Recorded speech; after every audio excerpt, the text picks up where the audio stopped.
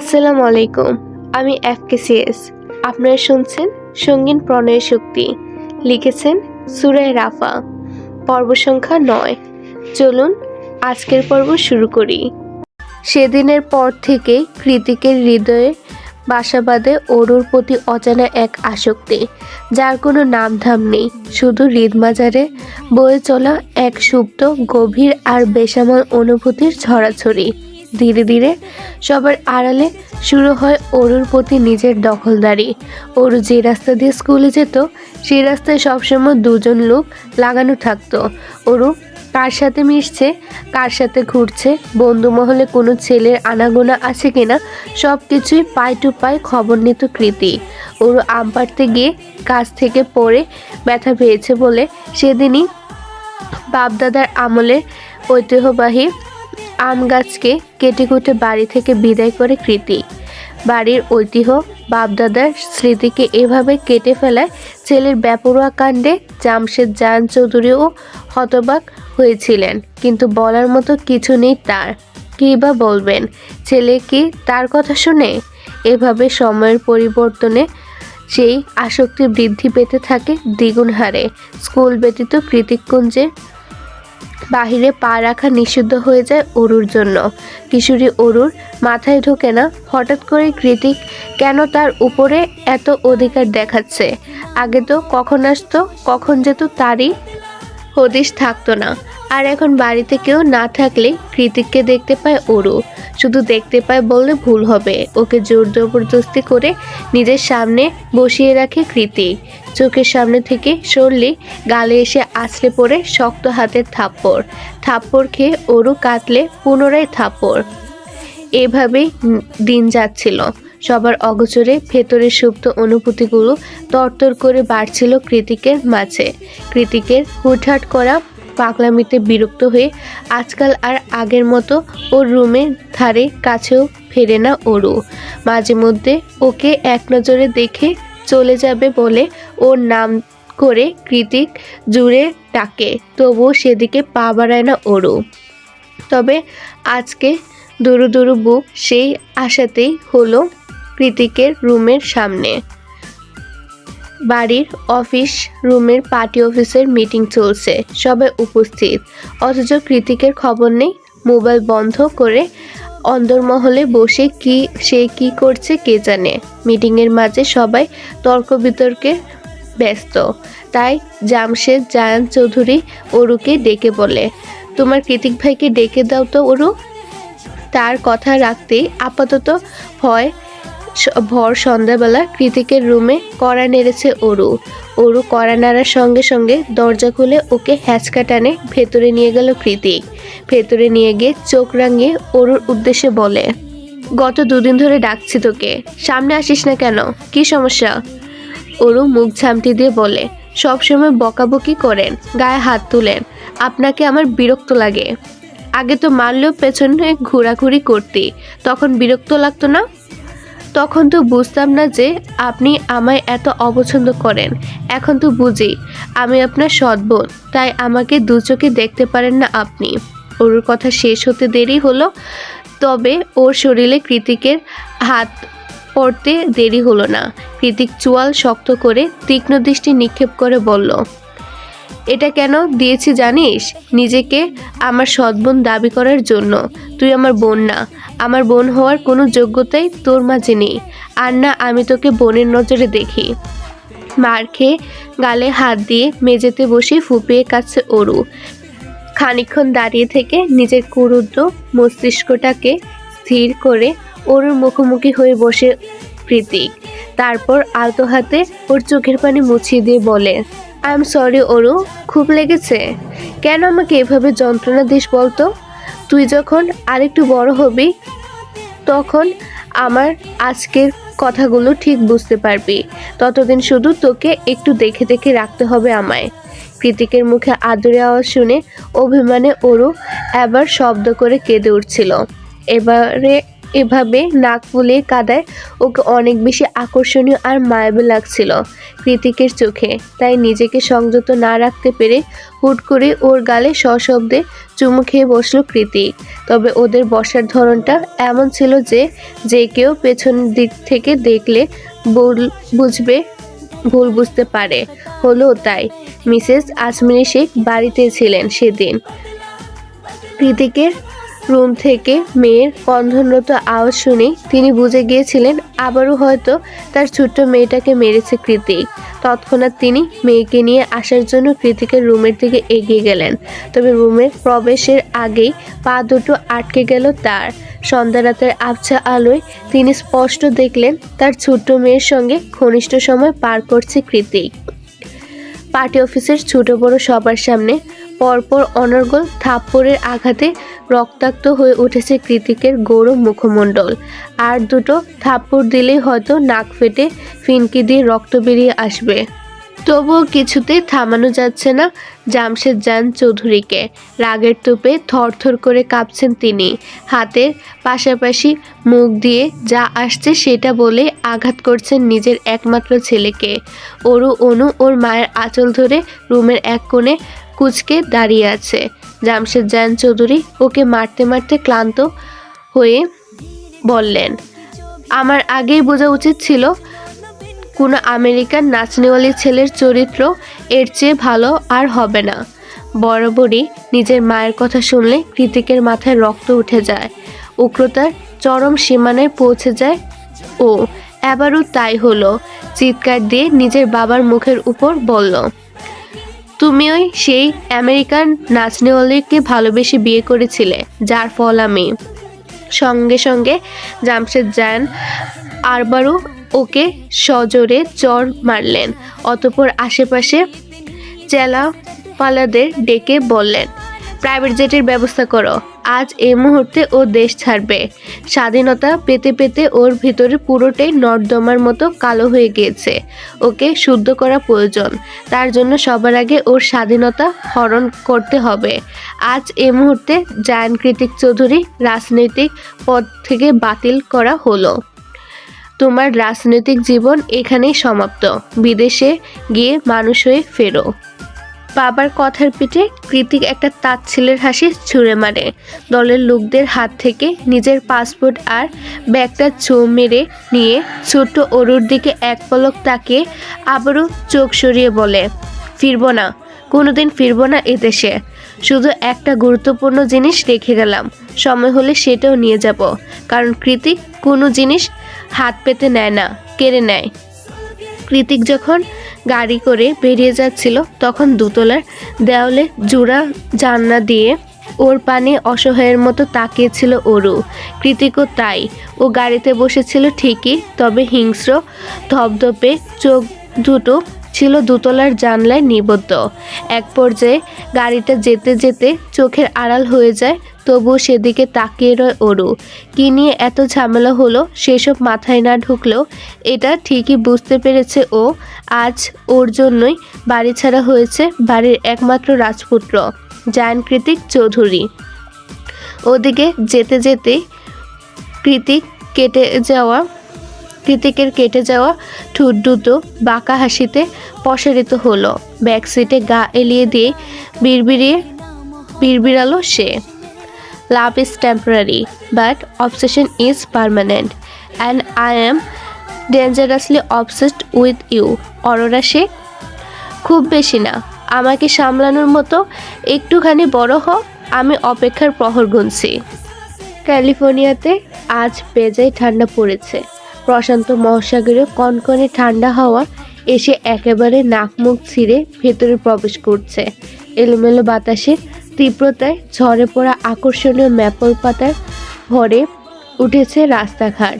আজকে আর যেন তেন শীতের পোশাক পরে শীত নিবারণ করার সুযোগ নেই। তাই তো উষ্ণ কোট, গ্লাভস, পায়ে বুট, মাথায় উলের বিনি হ্যাটের পরে একেবারে রয়েস হয়ে বাইরে বেরিয়েছে অনু। আজ বাইরে না গিয়ে ভেলভেট কমফোর্টারে মধ্যে শুয়ে আরাম করে ঘুমালে হয়তো সবচেয়ে বেশি ভালো হতো, কিন্তু আগামীকাল মায়ের অপারেশন, আজ না গেলে কেমন করে হবে। গত দুদিন ধরে অরু আর কৃতিক বাড়িতে নেই। এই দুদিনে ওর যথেষ্ট খেয়াল রেখেছে প্রত্যয়, সবসময় ফোন করে খোঁজ নেওয়া, সন্ধ্যায় বাড়ি ফেরার পথে এগিয়ে দেওয়া, কিংবা নার্সিং হোমের কোনোরূপ জরুরি প্রয়োজনে ছুটে আসা কি না করেছে। এত যত্ন, এত মূল্যায়নে অনুর মতো কঠোর হৃদয়ের মেয়েটাও আজকাল প্রত্যয়ের প্রতি দুর্বলতা অনুভব করে। ইচ্ছে তো করে হৃদয়টা বের করে হাতে তুলে নিয়ে প্রত্যয়কে উপহার দিয়ে দিতে। অফারটা after all he deserve it. প্রত্যয়কে নিয়ে অসংখ্য নানাবাধা স্বপ্ন আর ভাবনার মাথায় কিলবিল করছে অনুর। মাঝে মাঝে অযাচিত মনে একাই ফিক করে হেসে উঠছে ঠোঁট জোড়া। এক মনে প্রত্যয়কে নিয়ে ভাবতে ভাবতে কখন যে বাস স্টপেজের কাছে চলে এসেছে তা টেরও পায়নি অনু। যখন টের পেল তখন দেখলো বাস এখনো আসেনি, অপেক্ষা করতে হবে কিছুক্ষণ। তাই এগিয়ে গিয়ে একটা শিশিরে ভেজা বেঞ্চিতে হাত দিয়ে সামান্য পরিষ্কার করে সেখানটায় বসে পড়ল ও। বেঞ্চিতে বসার সঙ্গে সঙ্গে পুনরায় চোখের সামনে দৃশ্যগত হলো পূর্বের নেই একই ঘটনা। এ নিয়ে পরপর 3 বার ওই মেয়েকে প্রত্যয়ের সঙ্গে দেখেছে অনু। রাস্তার ওপাশে ক্যাফেটেরিয়ায় দাঁড়িয়ে আছে ওরা দুজন। প্রত্যয় কয়েক সেকেন্ড দাঁড়িয়ে মেয়েটাকে কিছু একটা বলে গাড়ি নিয়ে চলে যায়। প্রত্যয় চলে যেতেই একদম হুট করে অজ্ঞাত মেয়েটার চোখে চোখ পড়ল অনুর। এভাবে চোখাচোখি হওয়ায় ভেতরটা কেমন আটকে উঠল ওর। তড়িৎ গতিতে চোখ নামিয়ে নিল অনু। জিভ দিয়ে অধর ভিজিয়ে বিড়বিড় করে বলল, কে এই মেয়ে? সবসময় প্রত্যয় সাহেবের সাথে কেন দেখা যায় তাকে? ওনার বোন? কই, চেহারা তো মিল নাই। এই যে। অনু অস্পষ্ট বিড়বিড়ানির মাঝে স্পষ্ট বাংলায় ওকে ডেকে উঠল কেউ। অনেকদিন পর অচেনা মুখে বাংলা আওয়াজ শুনে চট করে মাথা তুলে চাইল অনু। তবে সেই মেয়েটিকে দেখে খুশি হওয়ার বদলে উল্টো ভ্রুকুঞ্চিত হয়ে গেল ওর। এ তো একটু আগে প্রত্যয়ের সাথে দাঁড়িয়ে থাকা সে বাঙালি মেয়েটা। এখানে কি করছে সে? অনু চুপচাপ তাকিয়ে আছে দেখে মেয়েটা পুনরায় বলল, কানে শুনতে পাও না নাকি? মেয়েটার কথায় চরম ক্রোধের বহিঃপ্রকাশ ঘটল। কওয়ানি বলানি হুট করে এসে এভাবে খিটখিটে আওয়াজে কথা বলাটা মোটেই পছন্দ হলো না অনুর। মেয়েটার আচরণে সুন্দর মেজাজটা হঠাৎ করে কেমন বিগড়ে গেল। তবুও যতটুকু সম্ভব নিজেকে সংবরণ করে কাট কাট আওয়াজে অনু বলল, কি চাই? অনু থেকে বোধ হয় এতটা কাঠিন্য আশা করেনি মেয়েটা, তাই ওকে চোখ পাকিয়ে গলার স্বর কঠিন করে সে বলে, এই মেয়ে, কাকে কি বলছো তুমি? অনু এবার বসা থেকে দাঁড়িয়ে গেল। দুহাত বুকের উপর ভাঁজ করে রেখে ভ্রু উঁচিয়ে স্বাভাবিক ভঙ্গিমাতে বলল, আপনাকে বলছি, কি চাই? মেয়েটা এবার তাচ্ছিল্য করে হেসে বলল, প্রত্যয়ের সাথে যে এত ঢলাঢলি করছো, আমি কি সেটা নিশ্চয়ই বলেছে? না, বলেনি। হয়তো সেরকম ইম্পর্টেন্ট কেউ না, তাই বলার প্রয়োজন বোধ করেনি। আপনার খুব বেশি বলার ইচ্ছে থাকলে আপনিই বরং বলুন, আমি শুনছি। আর হ্যাঁ, একটু জলদি বলবেন প্লিজ, আমার তাড়া আছে। মেয়েটা খিটখিট করে বলে উঠল, বেশি স্মার্ট সাজার চেষ্টা করো না, তাহলে পস্তাবে। He was just using you to forget someone, and that was me. আমি ওর বিগত 7 বছরের ভালোবাসা। মেয়েটার কথায় অনু শুষ্ক ঢুক ঘিরল। মনের ভেতর বিশ্বাস হারানোর ভয়টা কুণ্ডলি পাকিয়ে মাথা চাড়া দিয়ে উঠেছে। তবু ভেতরে সংখ্যাটাকে নিঃশব্দে আড়াল করে বলল, আপনাদের ভালোবাসা যদি এতই পিওর হয়, এতই দৃঢ় হয়, তাহলে আমার কাছে কি চাইতে আসে আপনার বয়ফ্রেন্ড? ধরে রাখতে না পারেন না? অনুর কথায় মেয়েটা আত্মবিশ্বাসে ফাটি পড়ল। সে কয়েকবার চোখের পলক ফেলে বলল, আমি ওকে চিট করেছি, বাট আই স্টিল লাভ হিম। আর আমি এও জানি ও আমার কাছেই ব্যাক করবে, কারণ 7 দিনের ভালোবাসা 7 বছরের ভালোবাসার কাছে কিছুই না। অনু ঠোঁট বাঁকিয়ে হেসে বলল, স্টুপিড। অনু শব্দটা উচ্চারণ করার সাথে সাথেই ওর চুল খামছে তুলল মেয়েটা। তারপর প্রচণ্ড ক্রোধে কাঁপতে কাঁপতে মেয়েটা বলল, তুই আমার প্রত্যয়ের ধারে কাছেও আসবি না, নয়তো আমার সুগার ড্যাডিকে দিয়ে তোর খবর করিয়ে ছাড়বো। আমার হাত যে কতটা লম্বা সেটা তোর ধারণারও বাইরে। অনু বিপরীতে কিছু বলবে তার আগে কোথা থেকে যেন ছুটে এসে এক ঝটকায় ধাক্কা মেরে মেয়েটার হাত ছড়িয়ে দেয় প্রত্যয়। অন্য হাতে অনুকে আঁকড়ে ধরে চিৎকার দিয়ে বলে ওঠে, আর ইউ ক্রেজি? রাস্তার মধ্যে কি করছো এসব? নেক্সট টাইম এভাবে পেছনে পড়ে থাকলে আমি তোমার নামে পুলিশে কমপ্লেন করতে বাধ্য হব। তিন্নি। এতক্ষণে বাসে এসে পড়েছে পাবলিক প্লেস হওয়াতে চারিদিকে মানুষ জড়ো হয়ে গিয়েছে মুহূর্তে। সবার দৃষ্টি এখন ওদের তিনজনের দিকে। কেউ কেউ তো সুযোগ পেয়ে ভিডিও করা আরম্ভ করে দিয়েছে। অনু এতক্ষণ যাবৎ চুপ করেই ছিল, কিন্তু এই মুহূর্তে প্রত্যয়ের এসব আলগা দরদ ওর মোটেই ভালো লাগছে না। গা ঘিনঘিন করছে, ইচ্ছে তো করছে প্রত্যয়কে সপাটে একটা চড় মারতে, কিন্তু পাবলিক প্লেস যে নাটক করে কারোর হাসির পাত্র হতে চায় না অনু। তাই যথাসম্ভব দ্রুত গতিতে প্রত্যয়ের বাহু থেকে নিজেকে এক ঝটকায় ছড়িয়ে হাঁটা দিল রাস্তার উল্টো পথে। ওকে এভাবে চলে যেতে দেখে প্রত্যয় হাঁটা দিল অনুর পিছু পিছু। প্রত্যয় পেছনে আসছে ব্যাপারটা বুঝতে পেরে অনু ঘাড় ঘুরিয়ে কাট কাট গলায় বলল, ওখানে দাঁড়ান, আর আসবেন না। অনুরোধ নয়, নিষেধ করছি। অনুর নিম পাতার মতন তেতো কথায় প্রত্যয় আর এগোতে পারল না। অজ্ঞতায় দাঁড়িয়ে পড়ল রাস্তার মাঝখানে। অনুর চোখ মুছতে মুছতে দ্রুত পায়ে হেঁটে চলে গেল সেখান থেকে। যতক্ষণ পর্যন্ত অনুকে দেখা যায় ঠিক ততক্ষণ ওর যাওয়ার পানে নিষ্পাপ চোখে তাকিয়ে রইল প্রত্যয়। এক পাও নড়ল না। খুব ভোর নয়, সকাল পেরিয়ে বেলা গড়িয়েছে অনেকটা। চারিদিকে সূর্যের সোনালি আলোর ঝলকানি। ওরও সেই কখন থেকে কৃতিকের রুমের সামনে দাঁড়িয়ে দাঁত দিয়ে নখ কাটতে কাটতে পায়চারি করছে। মনে মনে ভাবছে, শুনেছি ভোর রাতে রুমে ঢুকেছে, এখনো ঘুমিয়ে আছে কিনা কে জানে। নক করব কি করব না, করব কি করব না, না থাক চলে যাই, না একবার করে দেখি। অনু যখন কি করবে না করবে ভেবেই কুল পাচ্ছিল না, তখনই ভেতর থেকে ডেকে ওঠে কৃতিক, তোর পায়চারিতে মাথা ঘুরাচ্ছে আমার, ভেতরে আয়। অরু চট করে দরজা খুলে ভেতরে ঢুকতে ঢুকতে বলল, আপনি কি করে বুঝলেন আমি দাঁড়িয়ে আছি? কথাটা বলে ভেতরে ঢুকে চোখ দুটো খিচে বন্ধ করে দ্রুত পেছনে ঘুরল। কৃতিক গায়ে শার্ট চড়াচ্ছে। ওর জিম করে কৃত্রিম উপায়ে বানানো শেপ পৃষ্ঠদেশে স্পষ্ট দৃশ্যমান অরুর চোখ। এভাবে অসময়ে এসে পড়ে নিজেই লজ্জিত হলো ও।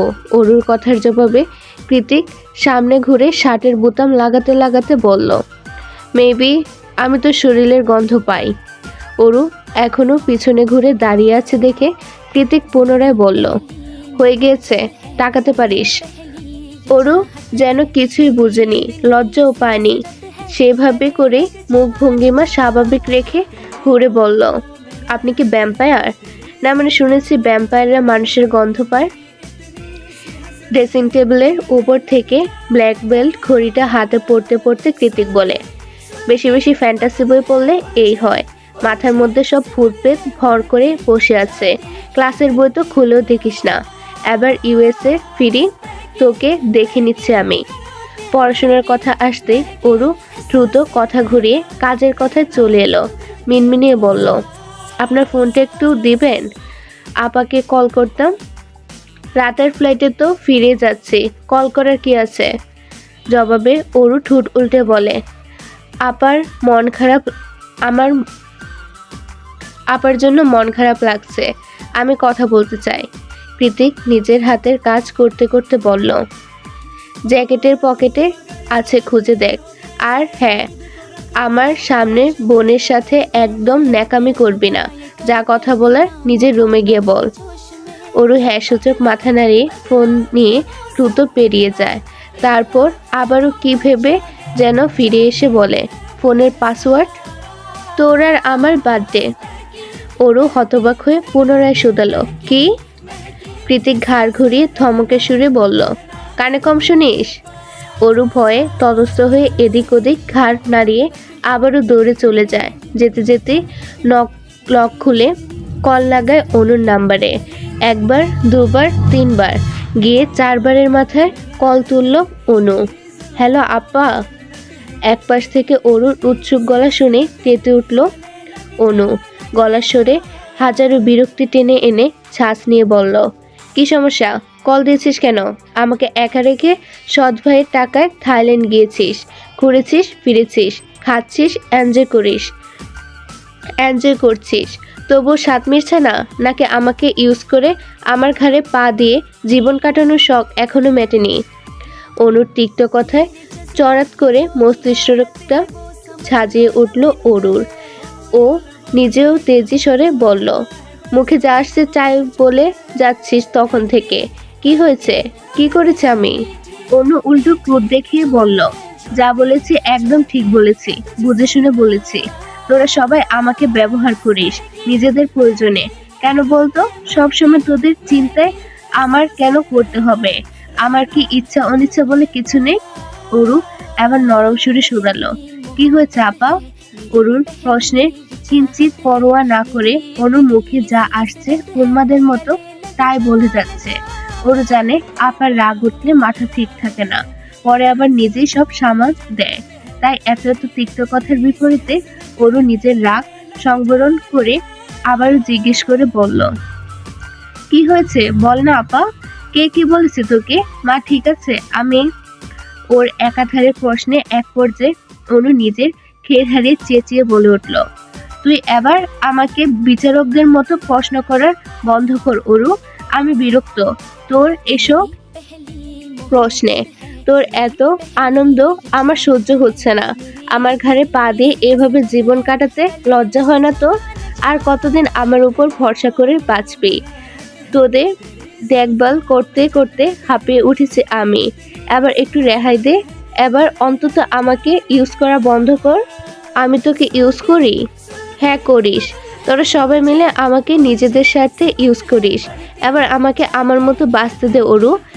এক নাগারে চোখ খিচে কথাগুলো বলে মুখের উপর ফোন কেটে দিল অনু। ওদিকে অনুর বলা শেষ কথাটা মাথার মধ্যে অগ্নিস্ফুলিঙ্গে অনুভব হলো অরুর। কষ্টের সীমানা পেরিয়ে মেজাজ চড়ে এসেছে সপ্তম আসমানে। ইচ্ছে করছে আশেপাশে সব কিছু ভেঙে গুড়িয়ে ফেলতে। নিজের অজান্তে ধপ করে মেঝেতে বসে পড়ে দু হাতে নিজের চুলগুলো মুষ্টিবদ্ধ করে নীরবে চোখের জল ফেলতে ফেলতে অস্পষ্ট সুরে অরু বলল, তার মানে মায়ের অবর্তমানে আপু আমাকে করুণা করে এসেছে? কোনো ভালোবাসা নেই, সবটা করুণা? সবাই করুণা করে আমাকে? অ্যালিসার বাবাকে থাই পুলিশ অ্যারেস্ট করেছে। এবার আর প্রমাণ ছাড়া নয়, সুস্পষ্ট প্রমাণ সমেত তাকে পুলিশের হাতে তুলে দেওয়া হয়েছে। যেহেতু ওর বাবা জেলে আছে, সেহেতু অ্যালিসাকে ব্ল্যাকমেল করার মতো আপাতত কেউ নেই। বলতে গেলে অ্যালিসা এখন পুরোপুরি নিরাপদ। শায়রের কথায় অর্ণব আর কৃতিক হ্যাঁ সূচক মাথা নাড়ালো। আপনাদের জন্য একটি বিশেষ সুযোগ। আপনি কি নতুন লেখক বা লেখিকা? আপনার গল্পকে বেশি মানুষের কাছে পৌঁছাতে চান? তাহলে আপনার গল্প আমি ভিডিও আকারে আমার চ্যানেলে প্রকাশ করব। নতুন অডিয়েন্স পাবে আপনার গল্প। প্রতি পর্বের চার্জ মাত্র 100 টাকা। ইন্টারেস্টেড? ইমেল করুন fkcsdreamyworld@gmail.com এ। চলুন পুনরায় গল্পে ফেরা যাক। অর্ণবের হ্যাঁ সূচক সম্মতি শুনে শায়র এবার উচ্ছ্বাসিত সুরে বলল, তাহলে তো আমাদের মিশন কমপ্লিট। আজ রাতে পার্টি করলে কেমন হয়? এবার অর্ণব বিরূপ প্রতিক্রিয়া জানিয়ে বলল, তুই কি পাগল? অ্যালিসার মন ভালো নেই, আর তুই আছিস তোর পার্টি নিয়ে। কৃতিক কিছু একটা ভেবে পায়ের উপর পা তুলে বলল, আমার হাতে সময় নেই, কাল ভার্সিটিতে এক্সাম, ফিরতে হবে। শায়র হতাশ হয়ে বলল, তোরা না থাকলে আমি কি জিন ভূতের সাথে পার্টি করব নাকি? চল রাতে ফিরে যাই তাহলে। কথাটা শেষ করে শায়র কেবলই বসা থেকে উঠে দাঁড়িয়েছে। ওর সামনে ডিভানটাতে এখনো কৃতিক পায়ের উপর পা তুলে বসে। তখনই কোথা থেকে যেন অরু এসে এক প্রকার হামলে পড়ল শায়রের উপর। ওর চেহারা বীভৎস, চুলগুলো এলোমেলো, চোখ দুটো টলছে, সেথা থেকে গড়িয়ে পড়েছে অশ্রুসিক্ত নোনা জল। ওরও আশেপাশে কারোর দিকে নজর না দিয়ে শাওরের কলার দুটো শক্ত করে চেপে ধরে কান্না মিশ্রিত কণ্ঠে বলল, শাওর ভাইয়া, বিয়ে করবেন আমায়? আপনার তো কোনো গার্লফ্রেন্ড নেই, তাছাড়া আপনার মাথায় সবগুলো তারও ঠিকঠাক আছে। আমার আপনাকে বিয়ে করতে কোনো আপত্তি নেই। আমি কারোর বোঝা হয়ে থাকতে চাই না, কারোর করুণার পাত্রীও হতে চাই না, আর এক মুহূর্তও না। বিয়ে করবেন আমাকে? হতে পারে আমি আপনার চেয়েও বয়সে একটু বেশি ছোট, তাতে কি আসে যায়? ভালো করে তাকিয়ে দেখুন, আমি সুন্দরী। এদিকে সায়র অরুকে কি দেখবে? অরুর পেছনে দাঁড়িয়ে থাকা কৃতিককে দেখে ওর গলা শুকিয়ে এসেছে। কৃতিকের জ্বলন্ত আগ্নেয়গিরি দাবানলের মতো চোখ দুটো দেখেই ওর হাত পা কেমন কেঁপে কেঁপে উঠছে। চোখ দিয়ে বারবার কৃতিককে ইশারা করে বোঝাচ্ছে, ভাই, আমি কিছু জানি না। তোর জানের জান, পরাণের পরাণ, ওরই আমাকে ইচ্ছা করে ফাঁসাচ্ছে। কৃতিক এক নজর সায়রকে পরখ করে কপালে দু আঙ্গুল ঠেকিয়ে কিছু একটা ভাবলো। তারপর হুট করে উঠে দাঁড়িয়ে ওর হাতটা শক্ত করে চেপে ধরে ওকে ইচ্ছে মতো টানতে টানতে বেডরুমে নিয়ে ছুঁড়ে মারল। আকস্মাৎ তাল সামলাতে না পেরে ওরও হুমড়ি খেয়ে মেঝেতে পড়ে গিয়ে ডুকরে কেঁদে উঠল। দাঁড়ানোর থেকে এভাবে হুট করে মেঝেতে পড়ায় কোনোই আর হাতের অবস্থা বেগতি। কাটতে কাটতে ওরও নিজেকে সামলানোর চেষ্টা করছে খুব, কিন্তু প্রচণ্ড আঘাতে হাত পা গুলো যেন অসাড় হয়ে পড়েছে ওর। ওকে ছুঁড়ে ফেলে দিয়ে কৃতিক নিজের দু পকেটে হাত গুজে দাঁড়িয়ে স্পষ্ট কণ্ঠে বলল, আমি আসছি, ততক্ষণ এখানে পড়ে থাক। অন্য কারোর শরীরে হাত ছোঁয়ানোর শাস্তিটা সময় হলে টের পাবি। নিজের রুমে আটকে রেখে কৃতিক আবারও ওদের কাছে ফিরে আসে। অর্ণব, সায়র, এলিসা তিনজনই ভয়ার্ত দৃষ্টিতে তাকিয়ে আছে কৃতিকের পানে। সবাই নিশ্চুপ হয়ে থাকতে দেখে সায়র একটু সাহস করে বলে ওঠে, কি করেছিস ওর সাথে?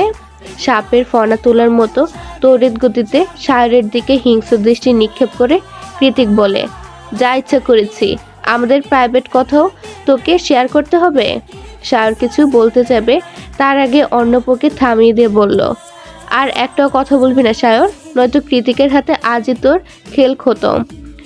বার কয়েক জোরে জোরে নিঃশ্বাস ছেড়ে কৃতিক নিজের পকেট থেকে একটা প্যান্ডেল বের করে অর্ণবের হাতে দিয়ে বলে, ডকুমেন্টগুলো যত দ্রুত সম্ভব বের কর। প্যান্ডেলটা হাতে নিয়ে সেটাকে উল্টে পাল্টে দেখে অর্ণব নিজের ঠোঁট কামড়ে বলল, একটু বেশি তাড়াহুড়ো হয়ে যাচ্ছে না ব্যাপারটা? অর্ণবের কথায় ওর দিকেও অগ্নিদৃষ্টি নিক্ষেপ করে কৃতিক। কৃতিকের চোখের হিংস্রতা দেখে অর্ণব চোখ নামিয়ে নিলে এলিসা এগিয়ে এসে অর্ণবের কাঁধে হাত রেখে বলল, যেকে যা করতে চাইছে সেটা ওকে করতে দে অর্ণব।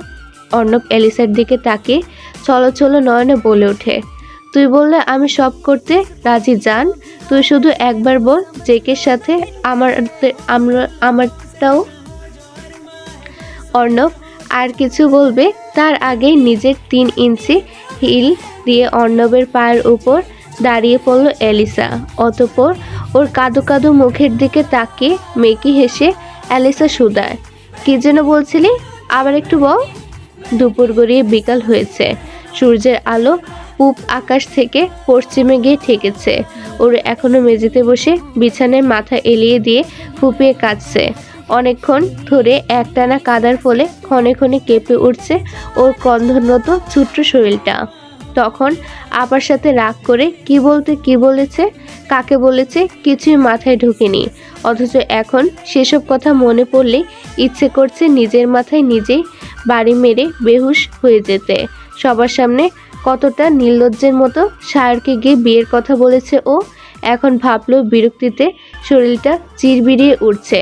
সবাই কি ভেবেছে কে জানে, যে যা ভাবার ভাবুক, তবে ওরও ঠিক করে নিয়েছে সায়রের মুখোমুখি আর এ জীবনে হবে না ও। কি করেই বা হবে? সায়রকে দেখলেই তো নিজের করা মস্ত বড় বোকামির কথা বারবার মনে পড়ে যাবে।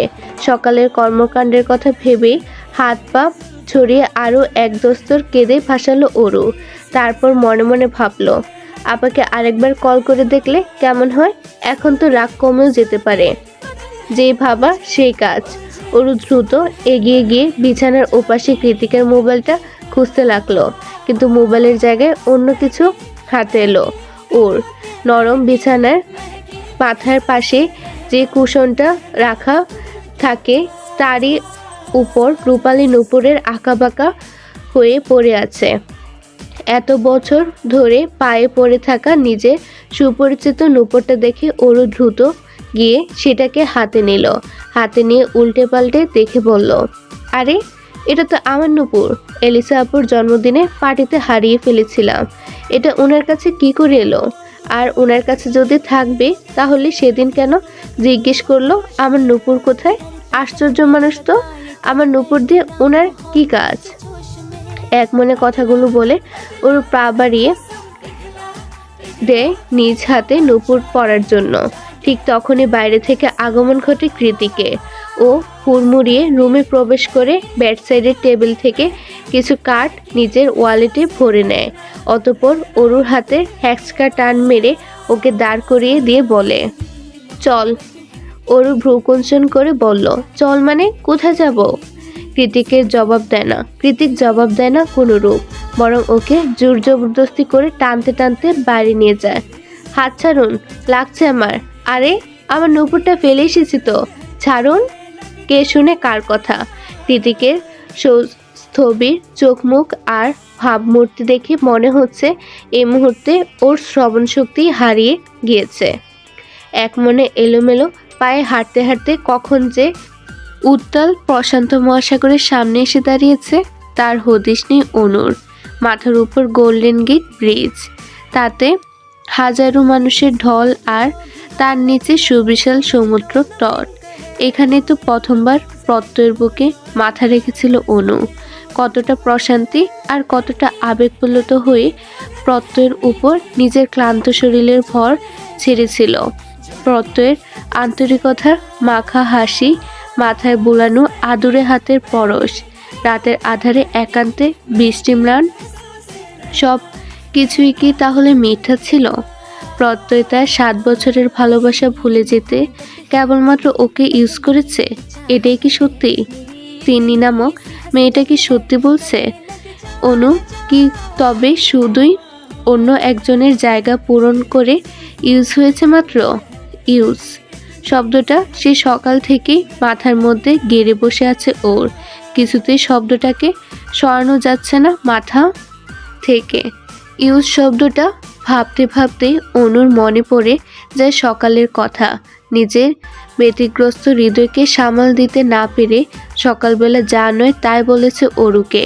নিজের ছোট্ট বোনের প্রতি এরূপ জঘন্য আচরণ করে প্রত্যয়ের উপর জমে থাকা রাগ অরুর উপর ঢেলে এখন অনুশোচনায় বুক ফেটে কান্না আসছে অনুর। কি করেছে অরু? ঠিক আছে তো? নাকি আপার উপর অভিমান করে ভুলভাল কিছু করে বসেছে? ওর ডান পিঠে ভুনটা। হাজারো অজানা প্রশ্ন এসে বাড়ি খাচ্ছে অনুর মস্তিষ্কে। ও আর ভেবে সময় নষ্ট করতে পারল না।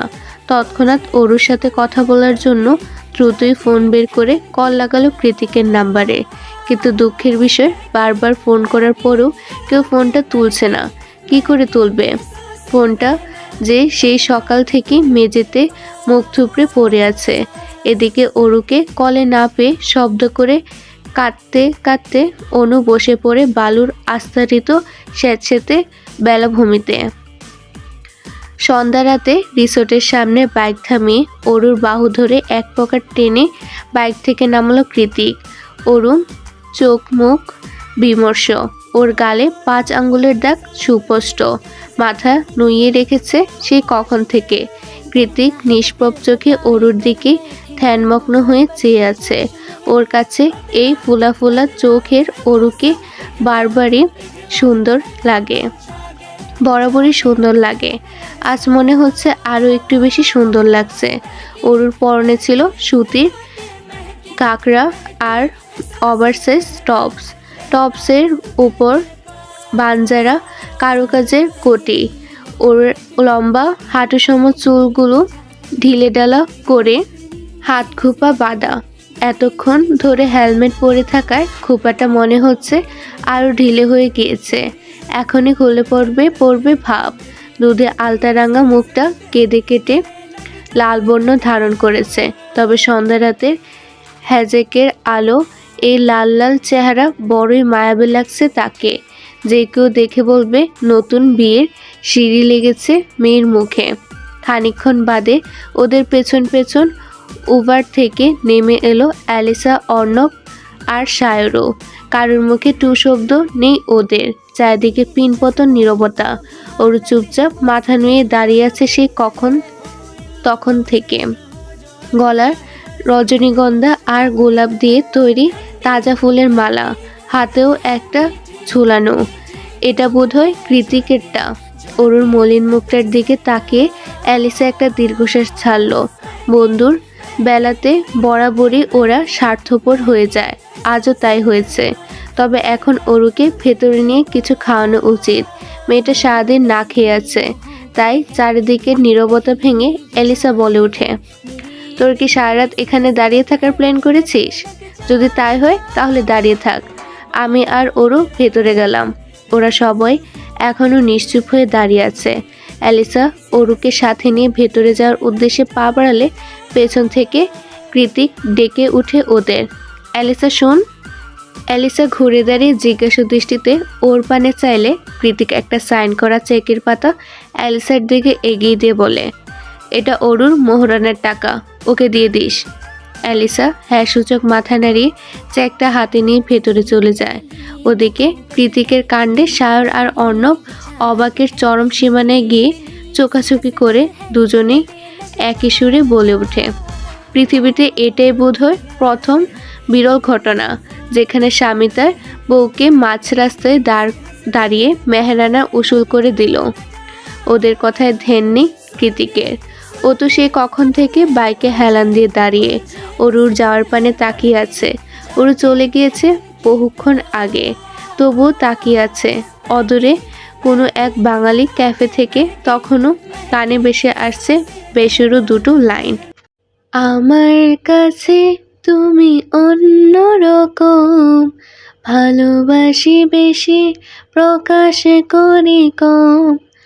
আমার কাছে তুমি অন্যরকম, ভালোবাসি বেশি প্রকাশ করি কম। চারিদিক জনমানব শূন্য হয়ে আছে। বিস্তৃত তিমিরে ঢাকা কালো রাতের ইতি টেনে সবে সবে ভোরের আলো ফুটেছে ধরণীতে।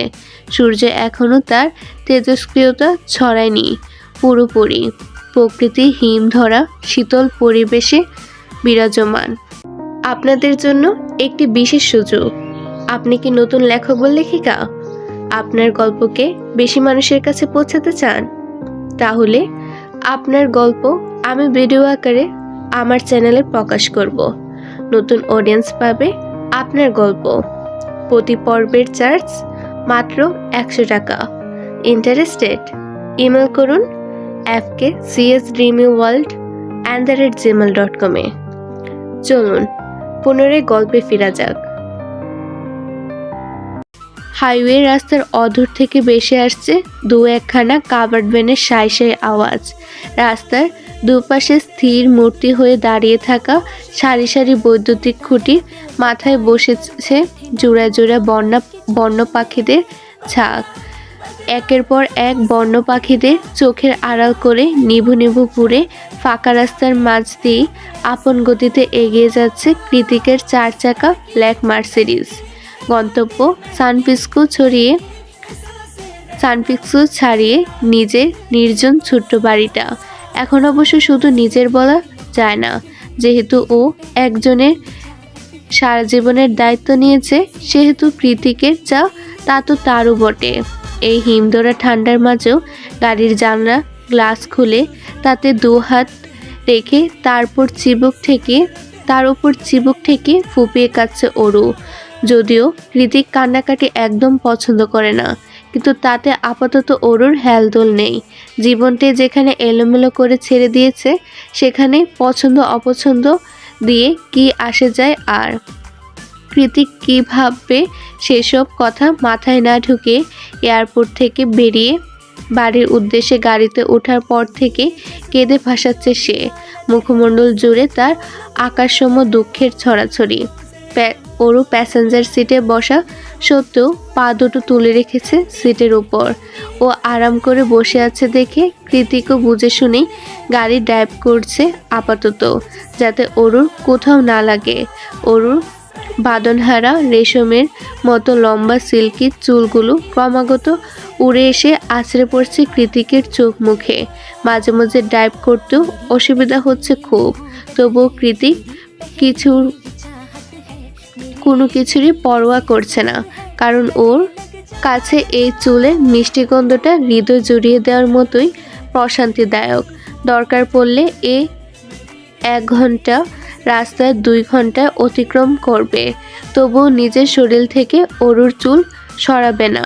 কিন্তু অরু তো সেই ভোর রাত থেকেই বাইরে মুখ দিয়ে বসে আছে।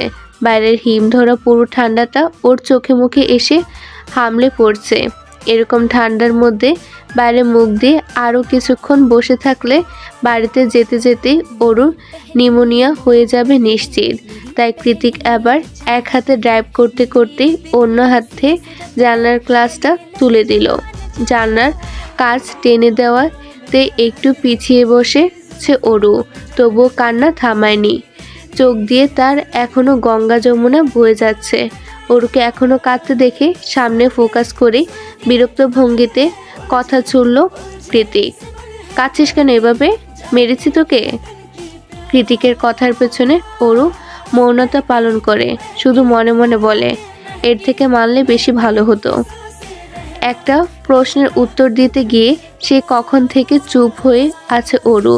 আদৌ উত্তর দেবে বলেও মনে হচ্ছে না। গতকাল থেকে মুখে কুলুপ এঁটে বসে আছে মেয়েটা। কৃতিক জানে কাকে কিভাবে কথা বলাতে হয়, তাই ও খানিকটা কৌশল পন্থাই অবলম্বন করলো। হুট করেই মাঝ রাস্তায় গাড়ির ব্রেক কষল। এভাবে গাড়ির ইঞ্জিন বন্ধ হওয়া যাওয়াতে ওরু হকচকিয়ে বাইরে তাকিয়ে বলল, এসে গেছি। কথাটা বলে বাইরে তাকিয়ে যেই দেখলো এটা তো মাঝ রাস্তা। তৎক্ষণাৎ ঘাড় ঘুরে কৃতিকের পানে প্রশ্নসূচক দৃষ্টি নিক্ষেপ করে অরু।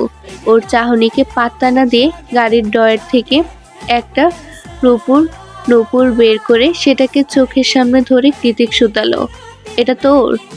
কৃতিকের প্রশ্নে অরু হ্যাঁ সূচক মাথা নাড়ায়। চাই এটা? এবারও অরু উপর নিচ মাথা নাড়িয়ে হ্যাঁ বলল। তাহলে গাড়ি থেকে নাম। কৃতিকের শেষবারের কথায় অরু চোখ কপালে তুলে বলল, নামবো মানে? এই অচেনা রাস্তায় আপনি আমায় নামিয়ে দিয়ে যাবেন? ইডিয়েট। অস্ফুটে কথাটা বলে কৃতিক নিজেই গাড়ি থেকে নেমে গেল। অরু কৃতিকের যাওয়ার পানে চোখ রেখে বুঝলো এটা একটা পেট্রোল পাম্প। তার পাশে ছোটোখাটো একটা মাঠ, হয়তো প্রয়োজনীয় কিছু কিনতে গিয়েছে সে। খানিকক্ষণ বাদে একটা মিনারেল ওয়াটারের বোতল হাতে নিয়ে ফিরে এলো কৃতিক। অতঃপর গাড়িতে বসে সেটা অরুর দিকে এগিয়ে দিয়ে বলল, বাইরে গিয়ে চোখ মুখ ধুয়ে আয়, তোকে পেতনির মতো দেখাচ্ছে। আমি রীতিমতো ভয় পাচ্ছি। কৃতিকের কথাটা অরুর মোটেই পছন্দ না হলেও এ মুহূর্তে চোখে মুখে আদতে একটু পানি ছিটানো প্রয়োজন। তাই গায়েগুই না করে লম্বা চুলগুলোকে হাত খোপা বেঁধে গাড়ি থেকে বেরিয়ে গেল অরু। চোখে মুখে ইচ্ছে মতো পানির ঝাপটা দিয়ে নাক টেনে নিজেকে একটু স্বাভাবিক বানিয়ে পুনরায় গাড়িতে ফিরে এলো ও। ওর গাড়িতে বসতে ওর দিকে টিস্যু এগিয়ে দিল কৃতিক। ওর টিস্যু দিয়ে মুখ মুছতে মুছতে বলল, এবার তো দিন। নূপুরটা আমার ছোটবেলার স্মৃতি। নূপুরটা নিয়ে যাওয়ার কি খুব দরকার? পরে নিলে হয় না? কৃতিকের কথার ওরও আচমকা দৃষ্টিপাত করলো ওর চোখের দিকে। মনে মনে বলল, আশ্চর্য, আমার নূপুর দিয়ে ওনার কাজটা কি? অরুর ভাবনায় ছেদ ঘটিয়ে একটানে ওর পা দুটো নিজের অরুর উপর তুলে নিল কৃতিক। এভাবে পা তুলে ফেলায় আকস্মাৎ পেছনে ঝুঁকে গেল অরু।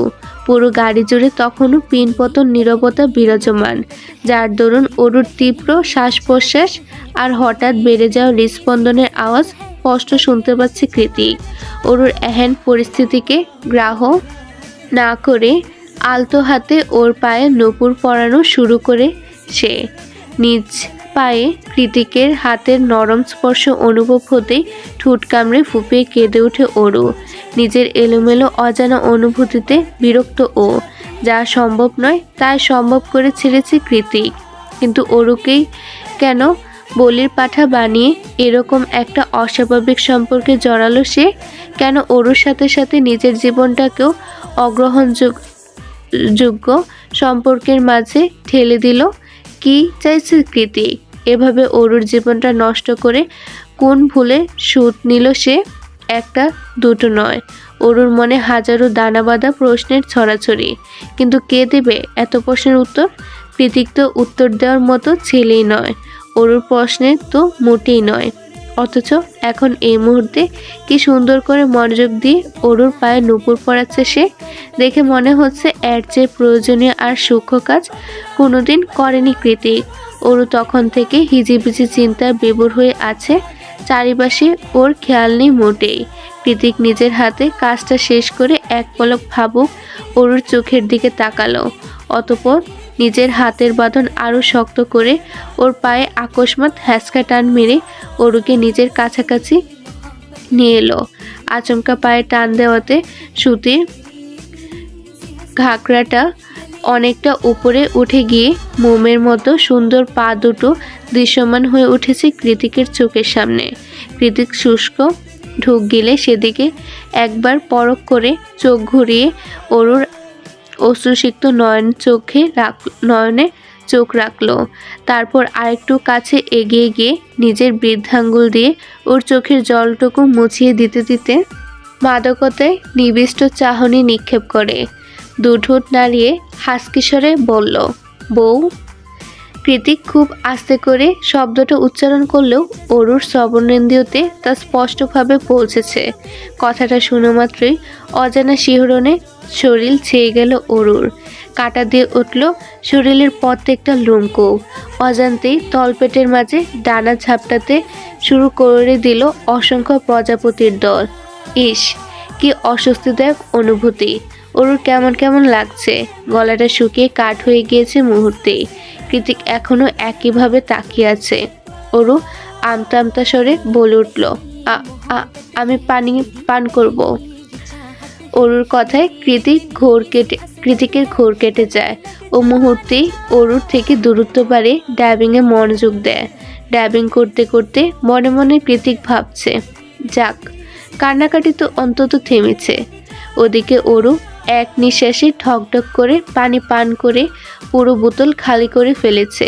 তবুও কোনো কিছুর তৃষ্ণাতে হাঁসফাঁস করছে ভেতরটা। কি অদ্ভুতই অনুভূতি! কৃতিক কি জাদু জানে? অনু ফ্রন্ট ইয়ার্ডে দাঁড়িয়ে ছিল। অরু অনুকে দেখা মাত্রই ফ্রেঞ্চ গেট ঠেলে ভেতরে প্রবেশ করে দৌড়ে গিয়ে অনুর গলা জড়িয়ে ধরে হাউমাউ করে কেঁদে ওঠে।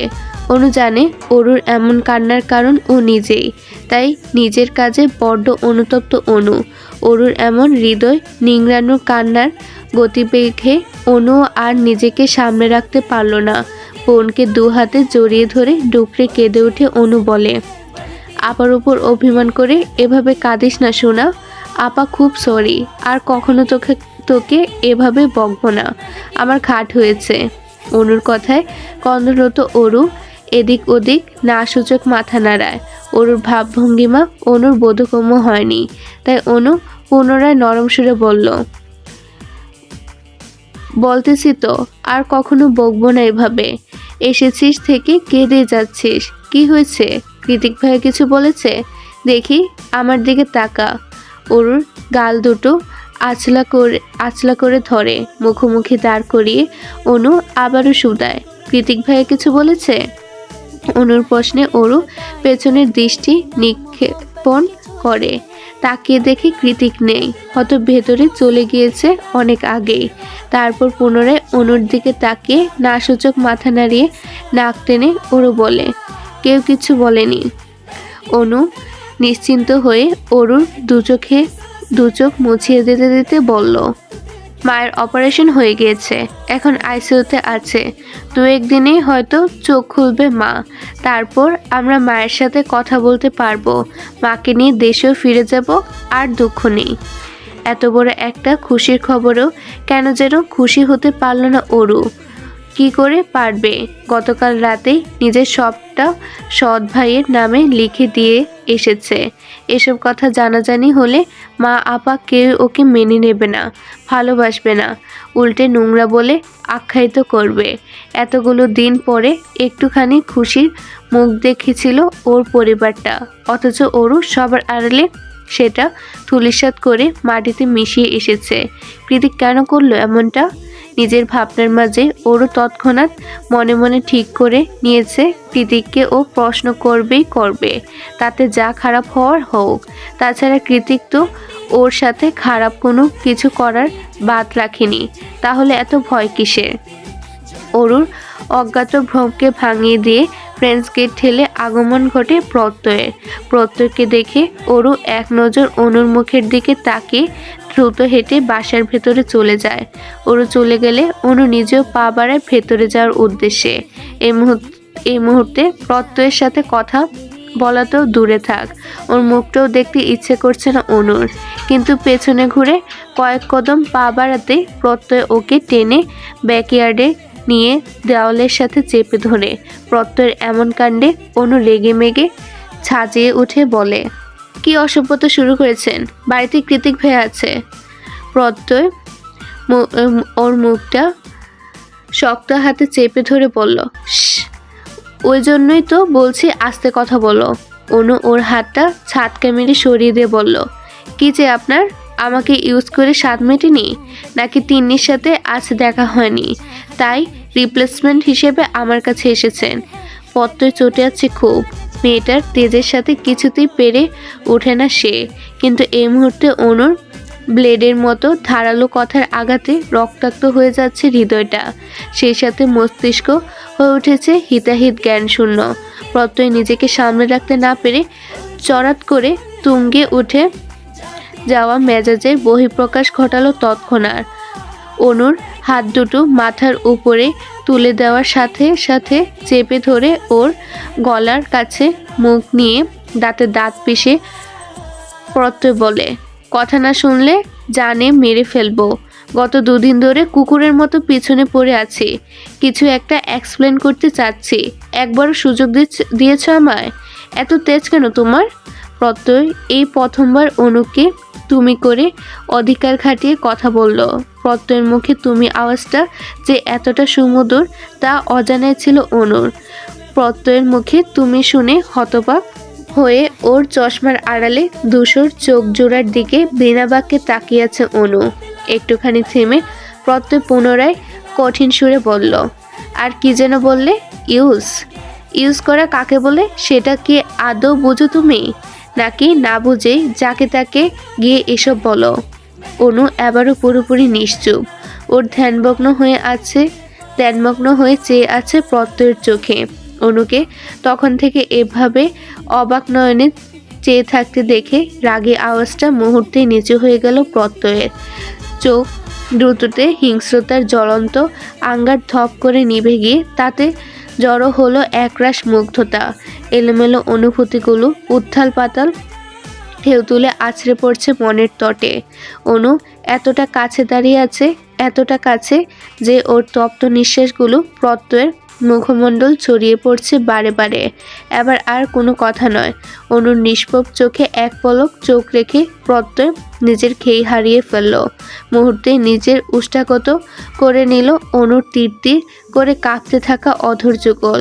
অনুর ঠোঁটে ছোঁয়ায় হঠাৎ করে যেন উন্মাদনা ছড়িয়ে পড়ল প্রত্যয়ের শরীরের রন্ধে রন্ধে। অনুর দিক থেকে কোনো রকম বাধা না আসাতে পরম আবেশে চোখ দুটো বন্ধ হয়ে গেল আপনা আপনি। এদিকে প্রত্যয়ের নরম ঠোঁটের স্পর্শে অনুর জান যায় যায় অবস্থা। খানিকক্ষণ চোখ বন্ধ রেখে স্থির হয়ে দাঁড়িয়ে থাকলো, পরক্ষণে দুহাত দিয়ে প্রত্যয়কে ঠেলে সরিয়ে দিয়ে তড়িৎ গতিতে মুখ ঘুরিয়ে অন্যদিকে তাকালো অনু। অনুর ধাক্কায় প্রত্যয় নিজের সম্মিত ফিরে পেয়ে নিজের কর্মকাণ্ডের জন্য লজ্জিত হয়ে নরম সুরে বলল, আই এম সরি, আসলে অনু ওকে মাঝপথে থামিয়ে দিয়ে না ঘুরে জবাব দিল, সরি বলতে হবে না, আপনি যান এখন।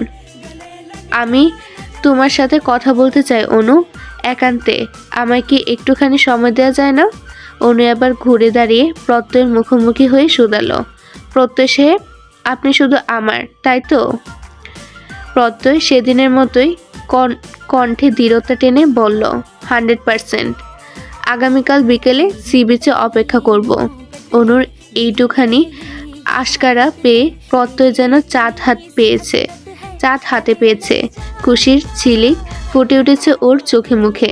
প্রত্যয়কে এভাবে নিঃশব্দে ঠোঁট কামড়ে হাসতে দেখে অনুর ভেতরে যেতে যেতে ঘাড় ঘুরিয়ে আবারও পেছনে তাকিয়ে বলল, আর হ্যাঁ, বাবলটি আনতে ভুলবেন না যেন।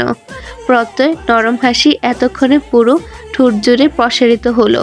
ও পেছন থেকে হাঁক পেরে বলল, যথাজ্ঞা মহারানী। মাঝরাতে ফেরি লাইটের নিভু নিভু আলো আর সুইমিং পুলে নীলচে পানির কলকলানিতে মিলেমিশে পুরো ছাদ বারান্দা জুড়ে ম্যাজিক্যাল আলো ছায়া তৈরি করেছে। মাথার উপর খোলা আকাশ, আকাশে রূপুর থালার মতো মস্ত বড় চাঁদ উঠেছে। কখনো কখনো সে চাঁদ থেকে যাচ্ছে পেঁজা তুলোর মতো উড়ু মেঘে, আবার কখনো তির্যক রূপলি আলো ছড়াচ্ছে পুরো ভুবন জুড়ে। চাঁদের দিকে নিকোটিনের ধোঁয়া ছড়াতে ছড়াতে সেটাই তখন থেকে বেশ আগ্রহ নিয়ে পরখ করছে কৃতিক। রাত প্রায় 2:35, তাও চোখের পাতায় ঘুম আসার নাম নেই। তাই তো রুম থেকে বেরিয়ে ছাদ বারান্দায় এসে সিগারেট ধরিয়েছে সে। সিগারেটের কুণ্ডলি পাকানো ধোঁয়ার সাথে সাথে উড়িয়ে দিচ্ছে নিজের মনে জমানো অজস্র অযাচিত ভাবনাগুলোকে। অবশ্য এখন আর ভেবে লাভই বা কি? ওরও তো সারা জীবনের জন্য অরুর নামটা ভাবতে যতটা দেরি হলো, অরু সেখানে উপস্থিত হতে ততটা দেরি হলো না। নিঃসূত্রি রাতে কারোর নিস্তব্ধ পায়ের আওয়াজ পেয়ে কৃতিক পেছনে ঘুরে দেখলো অরু দাঁড়িয়ে আছে। পরনে খয়েরি রঙের সুতির চুড়িদার, লম্বা চুলগুলো দিয়ে টুপটাপ করে পানি ঝরে শরীর ভিজিয়ে যাচ্ছে। তাতেও হেলদোল নেই অরুর। চোখে মুখে চরম বিতৃষ্ণার ছাপ স্পষ্ট। হাতে পায়ে ফর্সা ত্বকগুলো ফ্যাকাশে হয়ে কুঁচকে আছে, মনে হচ্ছে অনেকক্ষণ ধরে পানিতে ভিজেছে। অরুর এমন উদ্ভ্রান্তের মতো মুখশ্রী দেখে কৃতিক ভ্রু কুঁচকে শুধালো, এত রাতে শাওয়ার কেন নিয়েছিস? কি প্রয়োজনে? অরু জবাব দেয় না, চুপচাপ গিয়ে দাঁড়ায় কৃতিকের মুখোমুখি হয়ে। কৃতিকের পরনে কালো হুডি আর ওভারসাইজ ডেনিম। অরু নিষ্পাপ চোখে কৃতিকের কালো কুচকুচে হুডিটার দিকে চেয়ে আছে চুপচাপ। ওর কর্মকাণ্ড দেখে কৃতিক বিরক্তি ভঙ্গিতে বলল, এত রাতে না ঘুমিয়ে এখানে কি? আমার সাথে ঘুমাবি? ঘুমালে চল, আমি একটু আরাম করে ঘুমাই। কৃতিকের কথা শেষ হওয়ার সঙ্গে সঙ্গে দুহাত দিয়ে ওর পেশিবহুল বুকের উপর ধাক্কা দিয়ে ওরও কাঁদতে কাঁদতে বলল, কেন করলেন এটা? কি দোষ করেছি আমি? কোন দোষের শাস্তি স্বরূপ আমার জীবনটা এভাবে তছনছ করে দিলেন আপনি? বলুন কেন? কি হলো বলুন? একবার, দুবার, তিনবার। যখন কৃতিকের বুকের উপর ওরও ধাক্কা দিতে যাবে তখনই ওর দুহাত শক্ত করে চেপে ধরে কৃতিক। চেহারায় গাম্ভীর্য টেনে এনে কঠিন সুরে বলে, যা করেছি খুব ভেবেচিন্তে ঠান্ডা মাথায় করেছি। এবার এটা যত তাড়াতাড়ি মেনে নিবি ততই তোর জন্য মঙ্গল। কৃতিকের কথায় অরু ছাজে উঠে বলল, আপনি কি পাগল? আপনার বাবা জামশেদজান চৌধুরী আমার মায়ের প্রয়াত স্বামী, সেই হিসেবে আপনি আমার সৎ ভাই। কিভাবে ভুলে গেলেন এটা? অরু কথাটা উচ্চারণ করার সঙ্গে সঙ্গে কৃতিক টান মেরে এক হাতে ওর কোমর জড়িয়ে ধরে অন্য হাতে শক্ত করে ওর গাল দুটো চেপে ধরে বলল, খবরদার নিজেকে আমার বোন বলবি না, একদম মেরে ফেলবো। তুই আমার বিয়ে করা বউ, তোর সব কিছু আমার। তোর পায়ের নখ থেকে মাথার চুল পর্যন্ত everything is belongs to me.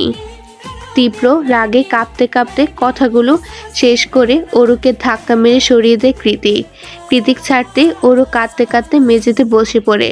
অতঃপর হেঁচকি তুলে অস্পষ্ট স্বরে বলে, সমাজ কোনোদিনও এ বিয়েকে স্বীকৃতি দেবে না, উল্টে আমাকে নোংরা বলে ধিক্কার দেবে। তখন নিশ্চয়ই খুশি হবেন আপনি? কৃতিক হাঁটু গেড়ে ওর মুখোমুখি হয়ে বসে বলল, আমি সমাজ মানি না, আর যে সমাজ আমার বউয়ের দিকে আঙুল তুলে কথা বলবে আমি সেই সমাজই ধ্বংস করে দেব। আই রিপিট, ধ্বংস করে দেব। কৃতিকের কথা শুনে ওর চোখে চোখ রাখলো অরু। চোখ তো নয়, যেন জ্বলন্ত আগ্নেয়গিরির দাবানল। সে তাকাবে সেই ভ্রম হয়ে যাবে। অথচ ফর্সা পুরুষালী তীক্ষ্ণ চোয়াল জোড়া মুখশ্রীটা কতটাই না সুদর্শন। এক মুহূর্তের জন্য ওর মনে হলো এই অসম্ভব সুদর্শন মানুষটা ওর স্বামী। হুট করে কেমন কৃতিককে অন্য নজরে আবিষ্কার করেছে অরু। কয়েক মুহূর্তের জন্য নিজেকে বসিয়ে দিল কৃতিকের বাম পাশে তার পত্নী রূপে। পরবর্তীতেই অন্য মনটা লাফিয়ে উঠে বলল, না না, এটা কি করে সম্ভব? এমন একটা রাগী বদমেজাজি বেপরোয়া লোকের সাথে সারা জীবন কাটানো অসম্ভব। কারণ আর যাই হোক, সারা জীবন কৃতিকের হাতে মার খাওয়ার কোনো ইচ্ছে নেই অরুর। কি হলো? হঠাৎ করে কৃতিকের কথায় ধ্যান ভাঙে অরুর। বেরিয়ে আসে নিজের দিবাস্বপ্ন থেকে। ছোট্ট করে জবাব দেয়, কিছু না। কৃতিক ওর ভেজা চুলে হাত বুলিয়ে দিয়ে আশ্বস্ত করে পুনরায় বলে, অনেক রাত হয়ে গিয়েছে, ঘুমিয়ে পড়। চিন্তা নেই, পুরো দুনিয়া আমি দুহাতে সামলে নেব। তোর গায়ে কলঙ্কের আঁচও আসতে দেব না। একটুকু ফর্সা রাখতেই পারিস। হার্টবিট। কৃতিকের শেষ কথাতে অরু সচকিত মাথা তুলে বলল, কৃতিকের শেষ কথাতে অরু চকিতে মাথা তুলে বলল, কি বলেছি? তুই আমার হার্টবিট। অরু কিছু বলবে তার আগে ওর দিকে চোখ পাকিয়ে কৃতিক বলল, আর একটাও প্রশ্ন করবি না, তাহলে মার খাবি। অপারক অরু আর কী বা করবে? মারের ভয়ে চুপচাপ পা বাড়ায় নিজের জন্য বরাদ্দকৃত রুমের দিকে। কৃতিক অরুর যাওয়ার পানে তাকে দ্বিতীয়বার বিড়বিড়ায়, হার্টবিট। আজকের পর্ব এখানেই শেষ। পরবর্তী অংশে কী হবে সেটা জানতে হলে অপেক্ষা করুন পরের পর্বের জন্য। ভিডিওটি দেখার জন্য ধন্যবাদ। আল্লাহ হাফেজ।